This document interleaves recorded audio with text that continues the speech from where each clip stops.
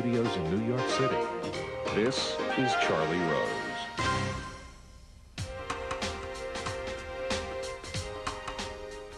Three Mexican filmmakers have introduced the rest of the world to a bold and vibrant and innovative form of filmmaking.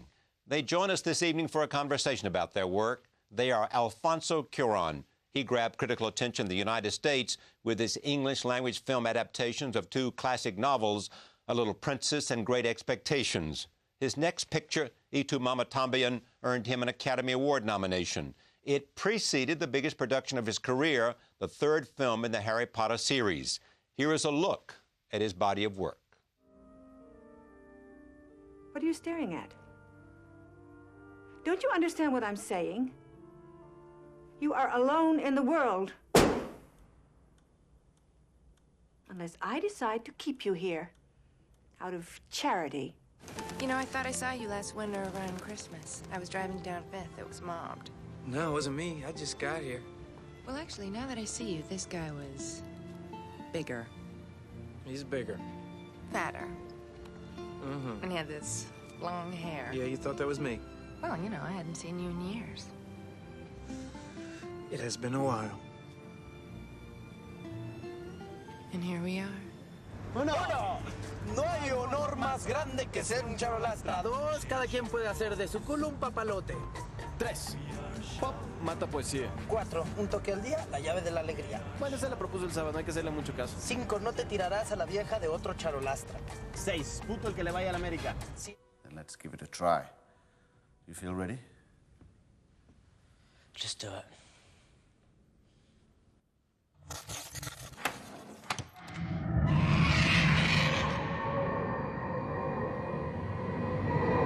Expecto Patronum! Expecto Patronum! Guillermo del Toro combines fantasy and history with great precision, from his debut feature Cronos to the adaptation of the comic book Hellboy. Here is a look at his work. Mira qué curioso. ¿Qué te parece que sea? ¿Un juguete? Santi, habla conmigo. No quiero que nadie se muera.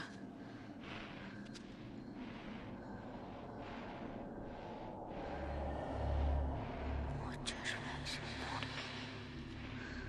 Santi, por favor.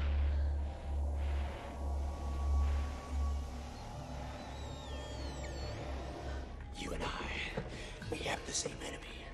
We want the same thing.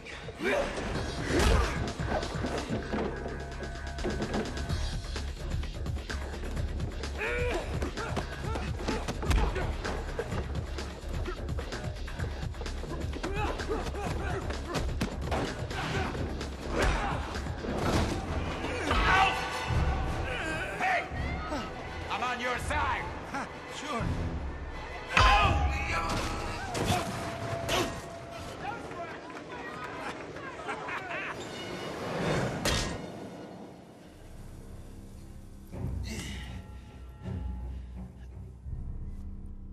Alejandro González Iñárritu grabbed accolades and an Academy Award nomination for his feature debut, Amores Perros. His follow-up, 21 Grams, starring Sean Penn, earned 2 Oscar nominations. Here is a look at his work.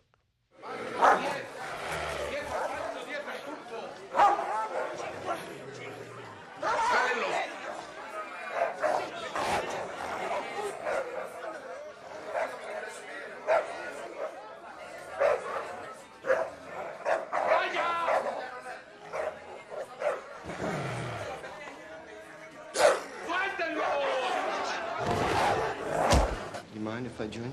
Actually, I was just leaving. Here you go. Maybe just until you finish. No, maybe next time.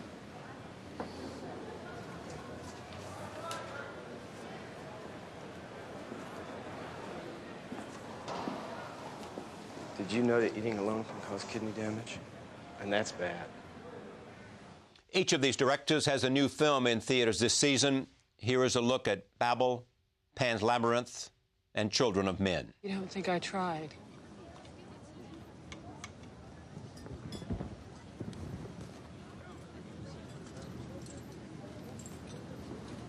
Never going to forgive me, are you?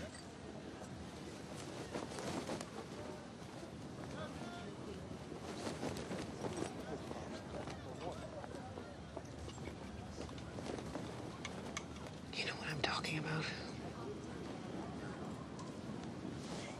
I'm not going to argue.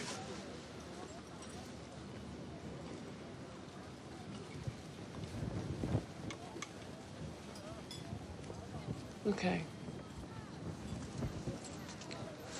You just let me know when you're ready to argue.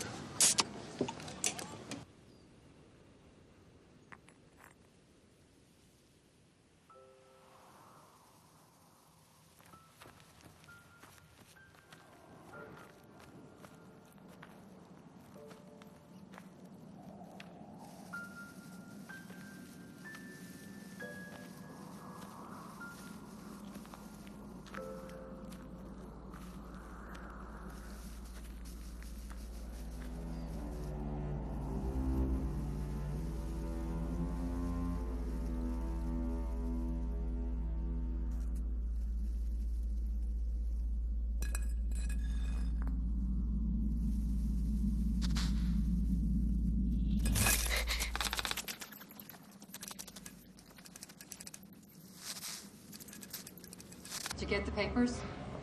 Lovely to see you, too. Thank you. I really appreciate this. Just like the old days, back at the bus. Yeah, except we're the old farts now. You're looking good. Right. Seriously, look at me. It's hard for me to look at you. He had your eyes. It's your love. It's your choice. You know, I never understood how you got over it so quickly.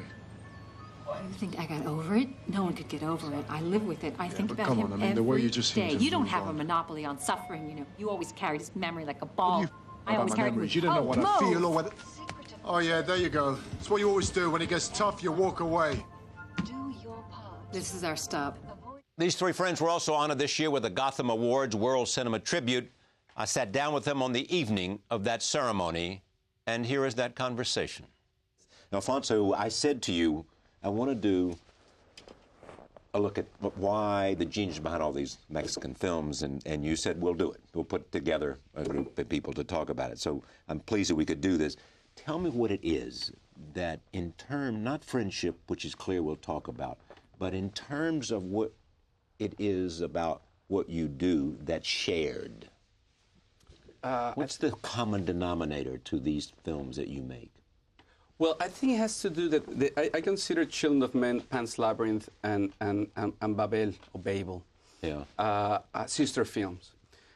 Three films that I think they speak similar themes. I think that the theme of ideology as a wall between communication and people is a common theme with the three films, and I don't think it's casual or a coincidence. It's just that our creative process is a process that we really share between each another. From the moment of gestating or thinking about stories, we're talking all the time.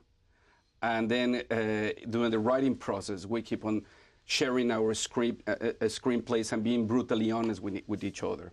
Then during shooting, we're like support groups because we suffer so much that we need to talk to someone else who's suffering a little bit more. Because you give candor and you expect candor. Yeah, we do. Yeah. And that is the thing. I mean, in the sense, we like to stick our forks in each other's salad. So what happens is that unconsciously, I think that we are giving an influence from one person to the other film. And I think it has to do with that process. But I'm sorry to say the core of that process is friendship. It's friendship. Well, let's talk about friendship and come back to individual movies together. You two have known each other longer than the two of you have known. No, we know each other longer. You two. They are older than me. They're older. I'm fatter. Yeah. And it began. Where did it begin? We met in '87, I think. We met in the waiting room of a TV series that we were eventually going to do together. Yeah. You know, he had directed one of the episodes, And I saw the episode and I identified he was credited with screenplay, but it was based on a Stephen King. Oh, I remember this story. Yeah. and I meet him and I ravedly say, "You stole that story from Stephen King," and he says, "Yes." No, but I said yes, and they said, "Isn't it great? Wasn't that story great?" And I was flattered. I said, "Yeah, the story was great." He says, "But then why your episode sucks so much?" that was his story. And then I started just laughing. Yeah. And he started explaining me why my episode sucked so much, and he was right. And then mine sucked even worse. Would you ever say anything good about each other? Yeah, no, we are when like... we were not present. Yeah. In prison. You came into this how? These two already knew each other. Yeah, well, I knew who they were. And I met first Alfonso.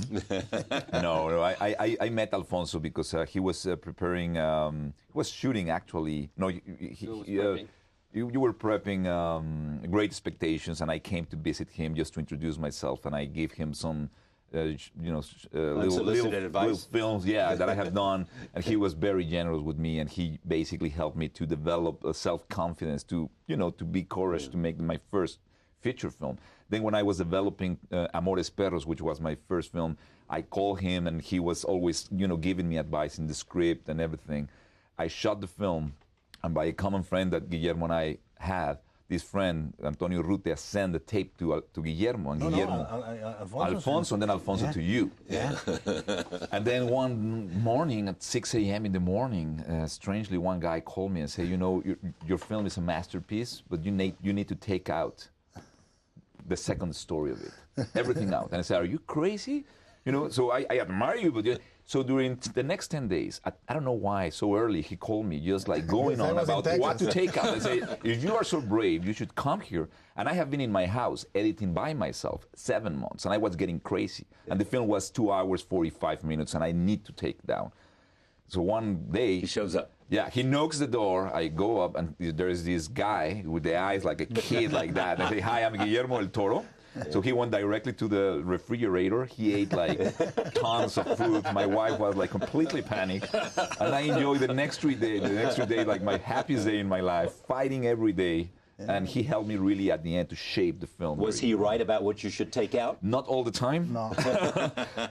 but I think he just shake me in a way that all the leaves that were dry, they were just falling down. The ones that should, the ones that he confront me with good questions, So it's liberating when we do that with each other. Alfonso came into the editing room of Kronos, did essentially the same, and he came. Yeah. Was that your first film? First film. First film. Yeah. Children of Men. He says he admired something about the way this long camera shot. Like for how many minutes? Like 15? There are many different... No, the longest maybe 9 minutes. 9 minutes. You won't tell him how you did it?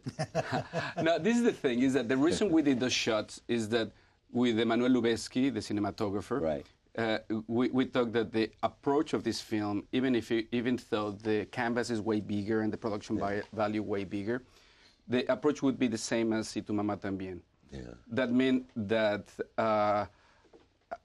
character is as important as social context. So you don't do close-ups because you don't want to favor character versus context. So you keep kind of a distance so character blends with environment. And then you don't do editing to seek for an effect. What you try to do is to create a moment of truthfulness in which the camera is there just to register that moment of truthfulness. Then Lubezki, Chivo, the cinematographer, made me promise that we were not going to reveal how we did the shots because it would take away from the truthfulness that we were trying to portray. If suddenly you start getting interested about how you did it, then you're distracted from the truthfulness. But tonight, what? She will get drunk one night, and I already know. That's the problem with Mexicans. Actually, he didn't get drunk, but you offered him money. So can I say to everybody that is watching us here, the secret? And tonight I'm going to get him drunk. And you'll find out. Yeah. But this friendship extends across everything. You guys know each other. You comment on each other's work. You come to the aid of each other. We swap. Yeah. Wives and down good times and bad times? Yeah, we've had both. Yeah. We've had both. And one thing that we share that is curious and sort of ethereal is we all live in sort of exile in a strange way. You know, I left my country in '97 because my father was kidnapped. In '98, my father was kidnapped, and Alejandro ended up living in Los Angeles area, and he went to move to Italy and London and everything.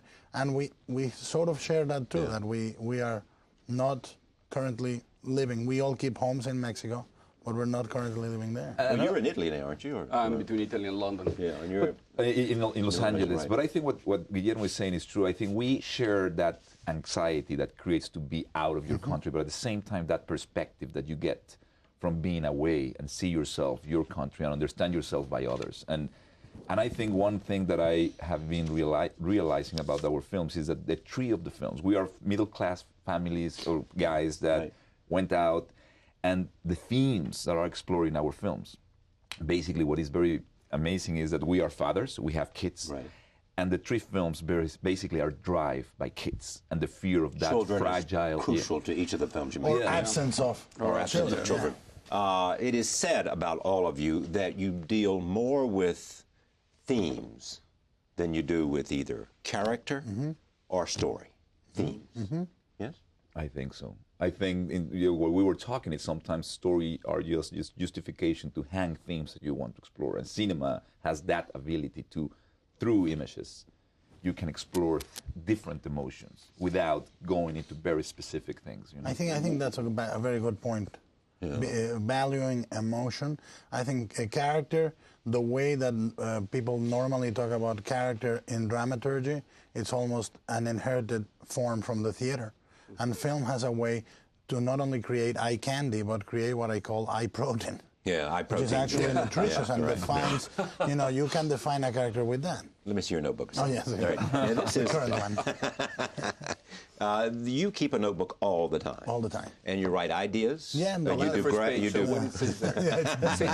What it says there. It says, if you find this notebook, you may receive up to $800. Didn't you give $900 once to get it back? Yeah. So from a taxi? if you notice, I added one number. It's 1,800. It says now 1,800. And you lost it, and you did. Look at this. This is quite a. There's also a lot of drawing. Yeah, pen or acrylics. What is this? That is an elemental tree creature for Hellboy 2.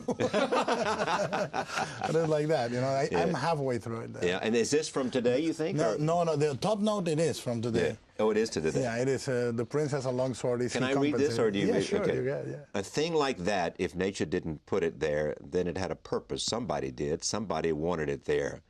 There are things in the woods that are older, odder maybe, and meaner than us. Yes. They have been here before. This is what all of your work comes from. Yes, all of it. Yeah. It's recorded somewhat or another there, or sometimes personal little anecdotes, or I hear these guys or somebody say a phrase, and I write it down. Yeah. I remember back in the days of the Jerry Springer things and all those. I used to listen to incredible things. How are you different? All of it. Yeah. I think style, certainly. Yeah. You deal a lot in fantasy. Yeah, but it's funny because when we were literally growing up as young men, I always was saying Alfonso is great with horror and fantasy, and he came to be with Love in the Time of Hysteria, which was a slapstick comedy or a crazy comedy. Then he did Little Princess, which was beautiful, magical, and he's so diverse. But I'm always waiting for the time he does another horror thing, because he's great with it. But how are you different? I think that I love the movies to be almost like parables, but in a fairy tale way. So I'm always thinking in those terms, and if there's not a monster on my call sheet, I won't show up to shoot. There has to be a monster. Has to be a monster. I'm in love with monsters. Is that because of your childhood? Yeah, absolutely. You saw a whole lot of bad things. I saw a lot of things. In terms of murder and not only that, but I violence. I had a lot of what is called lucid dreaming. Yeah. Which is another form of schizophrenia, I hope.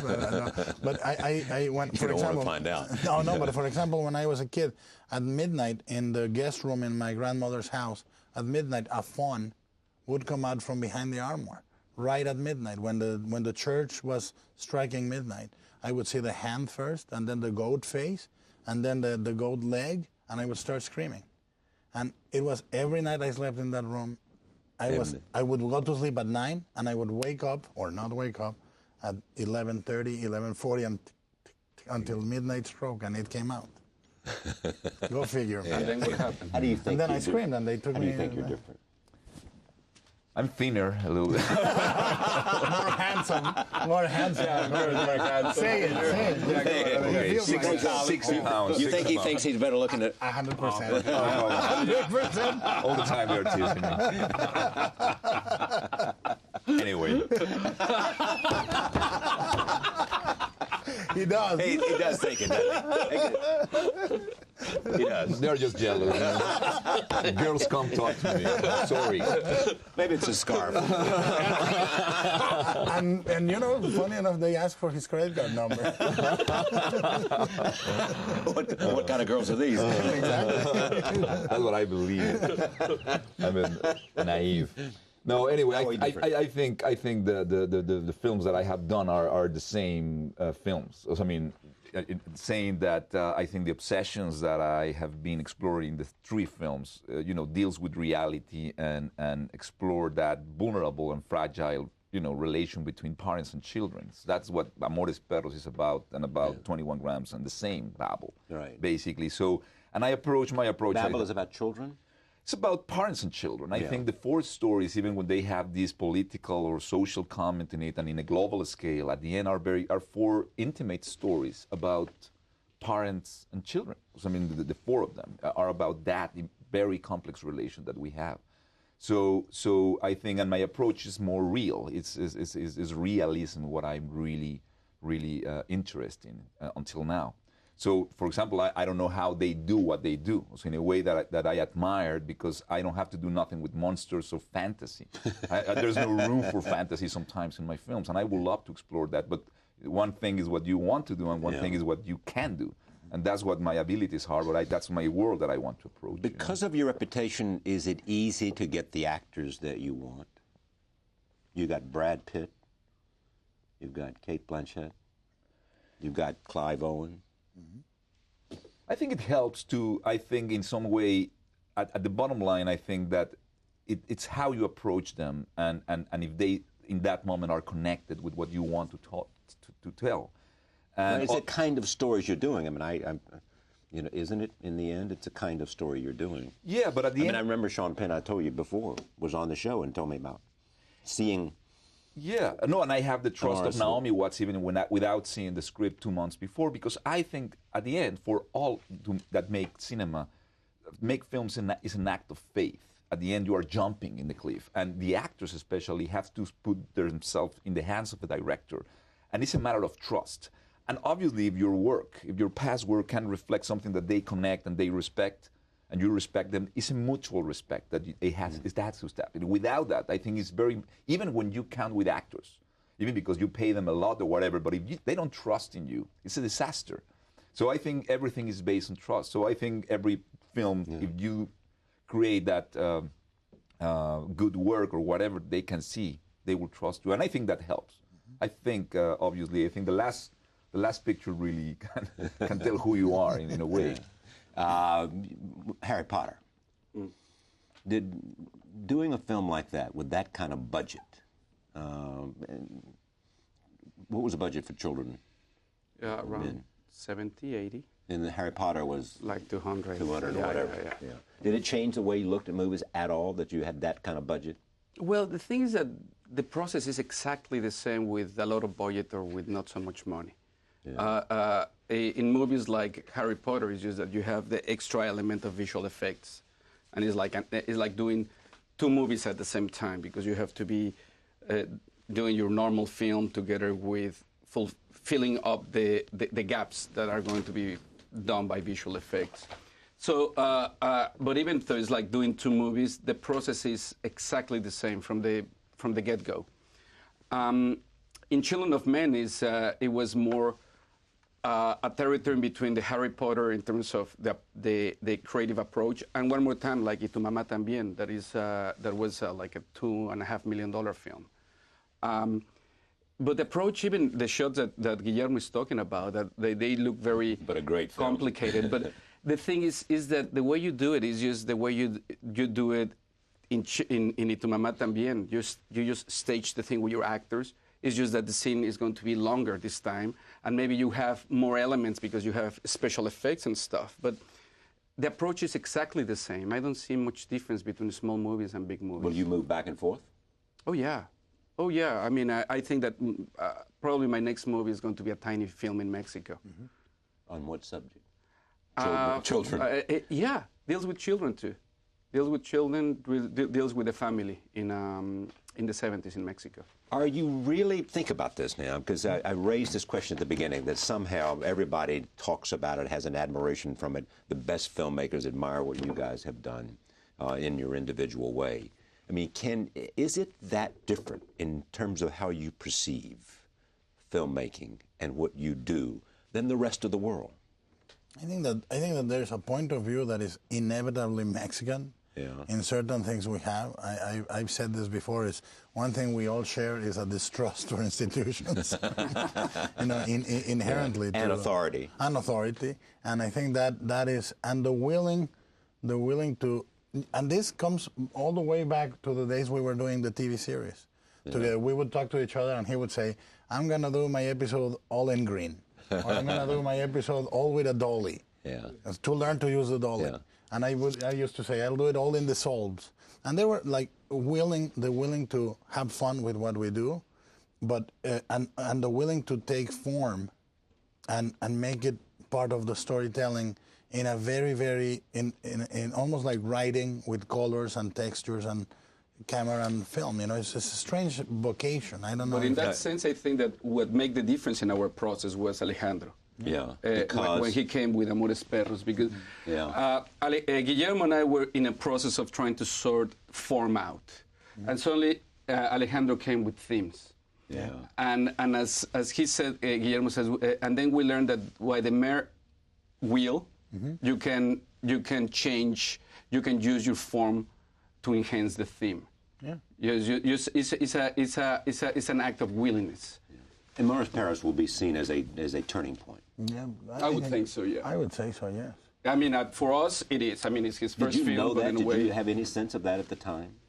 No, I think if you plan yourself and you try to achieve, you just want to make a good movie. You're not saying what impact I want to have on the industry. I just want to make a good scene to work every day. It was my first film, but I think you will fail if you have that pretentious to make art or to make, you know what I mean? You just want to make the best that you can to make an entertainment movie. What if you say you cannot calculate a masterpiece? Is it Benel? Yeah. No, Jorge Luis. Said you cannot calculate a masterpiece. No, nobody. No. I think, and if you do that, you will never do it. I think. I'm struck with the fact that, and this is so obvious, but with great painters, filmmakers, right?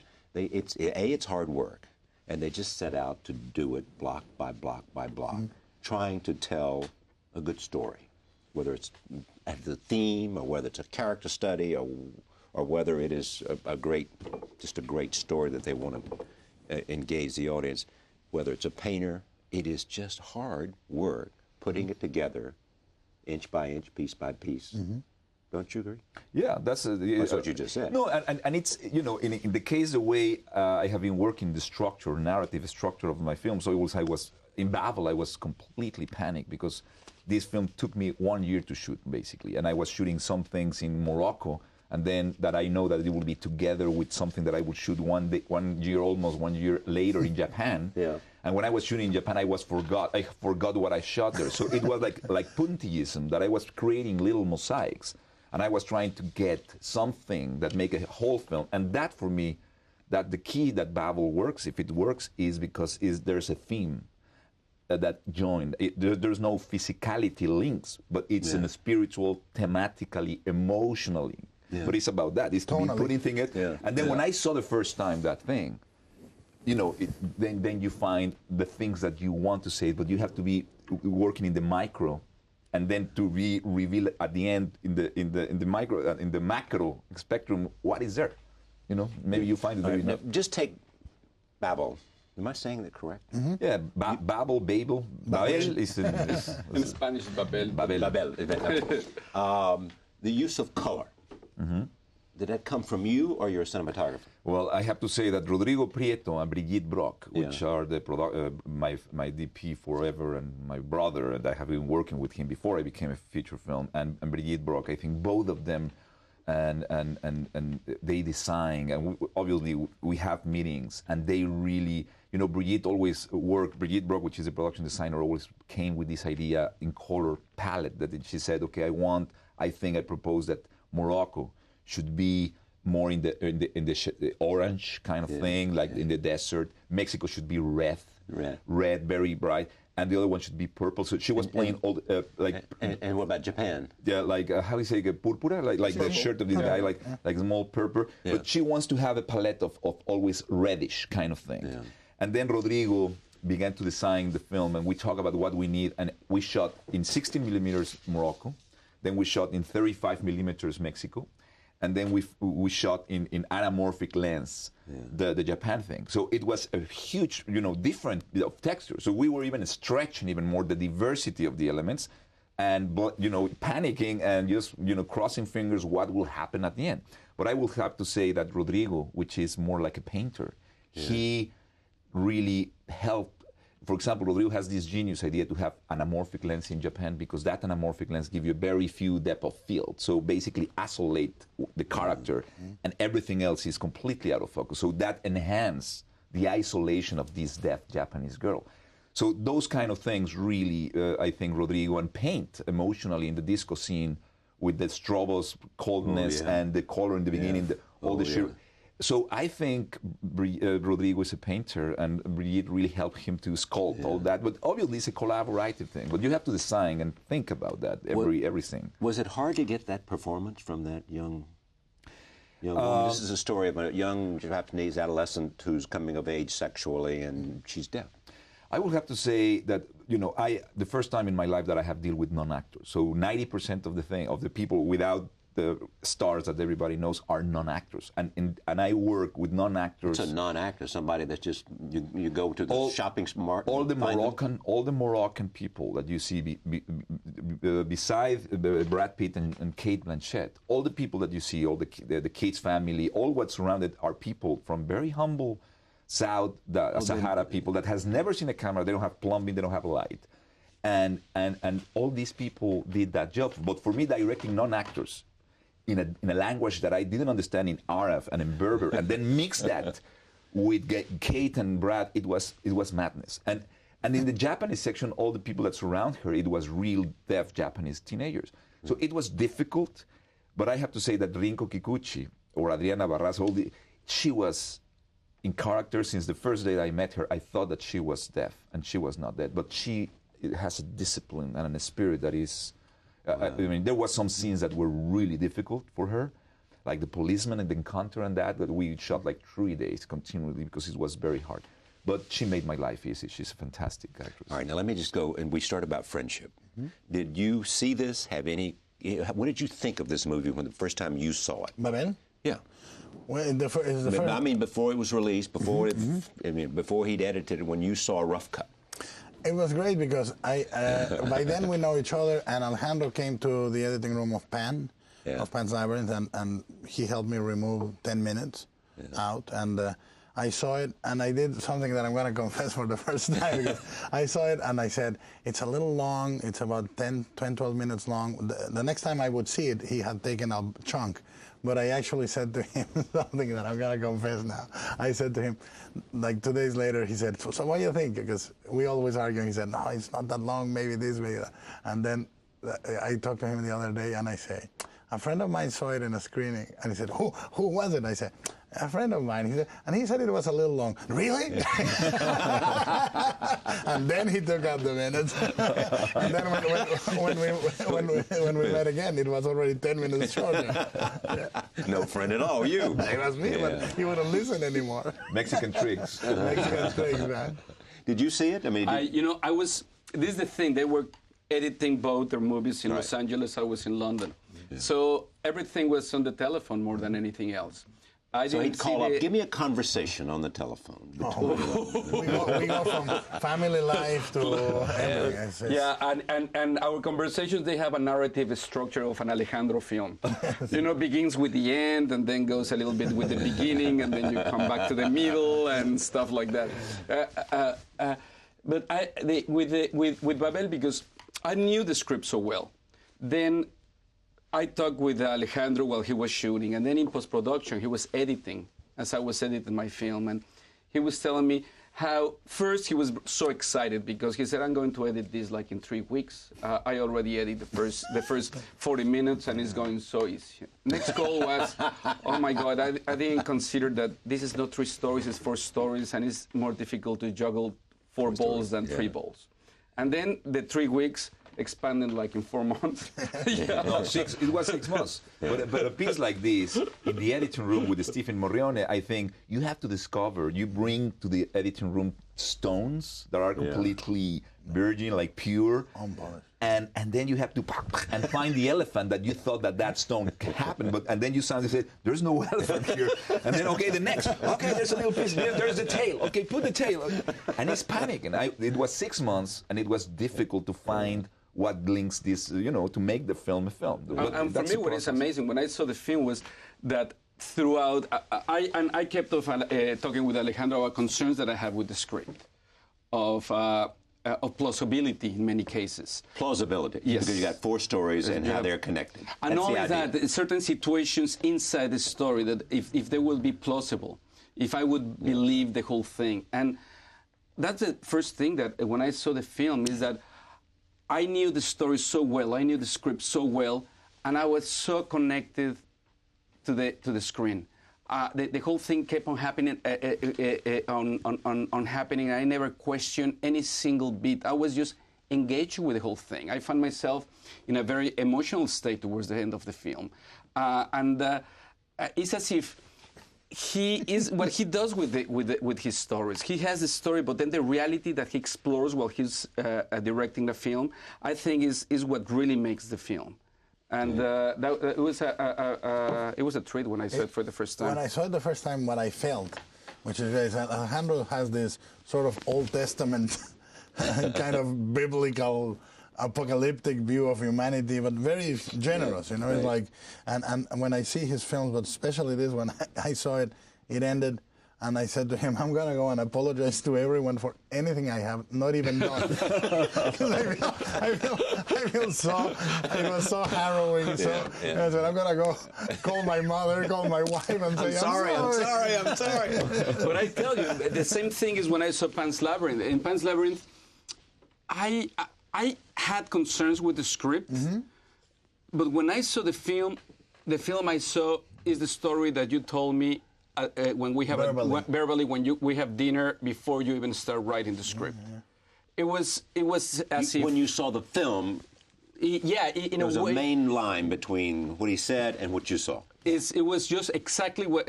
One night he went to my place in London. We have dinner, and he told me this story he wanted to do. Chicken. And I have other anecdotes about that dinner, so be careful. Now's the time to tell. And the things when I saw the film, it was that it was exactly what he described in that dinner table.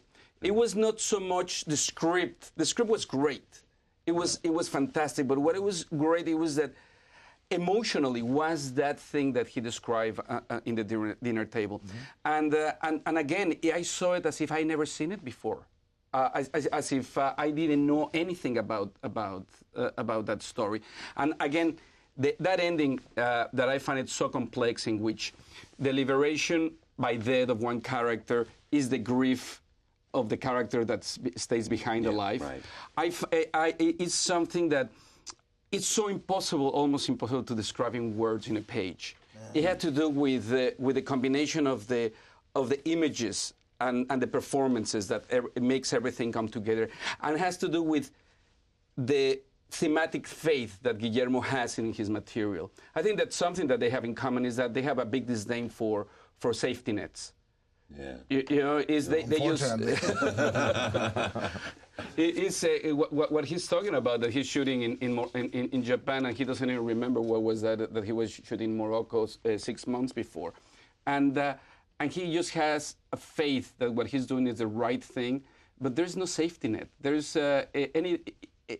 he has as many possibilities of things go wrong as going right. It's a happy accident, that happened, that you are finding an improvising thing and you just capturing the thing. And at the end you find that when I first saw the first cut of Pan's Labyrinth, right. I was in an office. He was behind me, like breathing here, and I was like, don't think wrong. but the guy was just like expecting, and I was just really at the end. I didn't know what to say. I was so shocked and so moved, and so blown away by, but the ending I found like nothing compared to 21 Grams or Amores Perros that he always complained. This was like really devastating, in a good way, but devastating. But it isn't. The funny thing is, there's a phrase that I love, Kierkegaard said, it said, the tyrant's reign ends when he dies, and the martyr's reign begins when he dies. And that was for me the ending of Yeah, but the beauty of that was that screen in Cannes. When the film opened in Cannes, they had 22 minutes of ovation, of applause. Yeah. And that's the happiest film moment I ever had. To see Guillermo, applause for him. We were together in his screening in his screening, and he was standing there. The first 3 minutes, he enjoyed the applause. By minute 4, he started kind of crying and thanking by people. Minute 9, he was dancing. He was dancing and stripping. He didn't know what else to do, so he started stripping there in front of everybody. And then when he began to strip, and the people stopped applauding. And barfing. Oh my God! Look at the texture. No, but I think the way seeing that book that he see, I took my kid to his house. He has this library, like 2 floors. Only books of all the literature of the fantasy and horror and comics and old ones and paintings, like basically a museum. And my kid, which is 9-year-old, he wants to now, don't talk to me anymore. He wants to be his son. I mean, he was like, and he has all these sad things. But it's like... He wants you to be like him. He spoiled my relationship with my kid. He wants to be his father. But it's a fantastic... And then when you see all these drawings and things, the way he shot, every single shot in his films is like a mechanism of a clock. Everything works. Like the camera here, cut to, then... And I'm so impressed because, I try to catch whatever and Rodrigo with the handheld, and then, we put together this. This guy has a mind that is completely predetermined by his genius of knowing exactly when he will cut, when the pan will come, when the crane will...